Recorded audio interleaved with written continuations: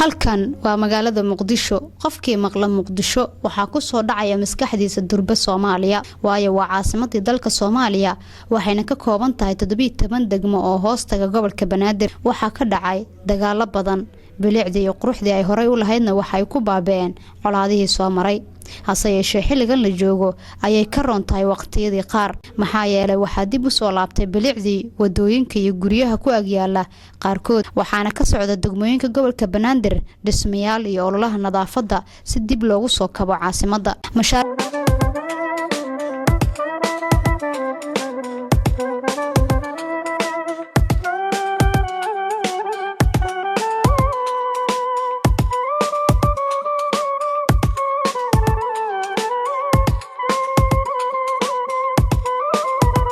mashaariic kala duwan oo u badan dhismayaal iyo wadooyin oo ay ka fuliyeen dalka Turkiga magaalada Muqdisho ayaa waxa ay ka saaciday magaalada inay soo noorto dib u habeynta ka socota dekedda magaalada Muqdisho ee ku taala degmada Xamar Jajab dhisida terminalka cusub ee garoonka Aadan Cadde oo ku yaala Waabari iskuulka Albadiir ee Ex-Polytechnic oo isla Waabari ku yaala dhisida iyo dayactirka isbitaalka weyn ee Digfeer oo ku yaala degmada Hodan isla degmada Hodan oo mashaariic kala duwan ay ka fuliyeen qorxinta iyo dib u habeynta masjidka isbaahaysiga ee degmada Xamar Jajab dhisida wadooyinka qaar gaar ahaan tan Maka al-Mukarrama ayaa waxay wax badan ka bedeshay burburkii Muqdisho waxayna ka dhigtay caasimad sidoo kale goobaha ganacsiga ee haday tahay degmada Xamarweyne iyo suuqa Bakaaraha ee deegaanka Holwadaag iyo kuwa ku yaala wadada dheer ee Maka al-Mukarrama ee u badan hoteelada ayaa waxay ka qayb qaateen dib u soo celintii bilicda Muqdisho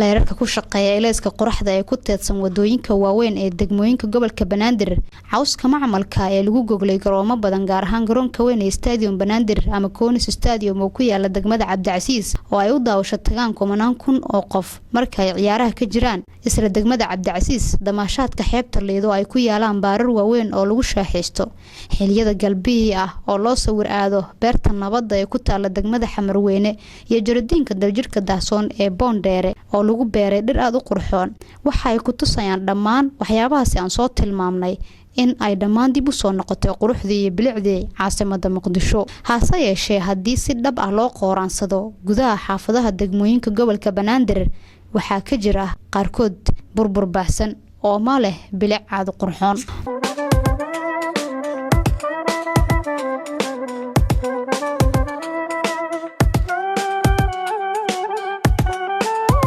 barnaamijka waxa farsamada iyo kaamirada lahaa Dada Group of Production anigoo nasarkiinaya idin la socodsiinayay isku dibiradaha barnaamijkan wuxuu ahaa Cabdiraxmaan Axmed Bukur oo ah milkiilaha website-ka honafric.com